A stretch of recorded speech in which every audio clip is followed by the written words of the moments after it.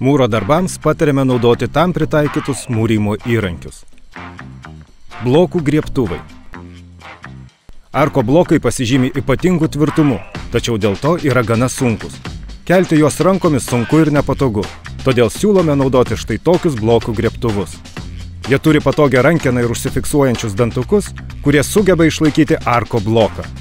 Į bloko kiaurymę pakanka įstatyti griebtuvo fiksatorių ir paėmus už rankenos kelti bloką.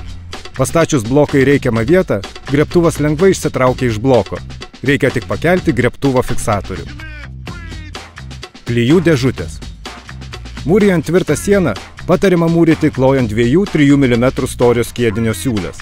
Tad klojamas skiedinio sluoksnis turi būti labai plonas.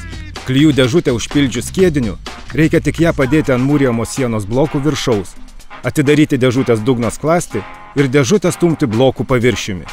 Skiedinys iš dėžutės pro atsiradusi plyšį tolygiai pasiskleidžia ant blokų paviršiaus. Apatinės dėžutės briaunas apkabina bloką ir neleidžia skiediniui kristi į šonus. Taip greitai padengiamas reikiamo storio klijų sluoksnis. Kad paklotas skiedinys greitai neišdžiūtų, rekomenduojama kloti 2 metrų ilgio atkarpomis. Šis įrankis padidina darbo efektyvumą 3 kartus.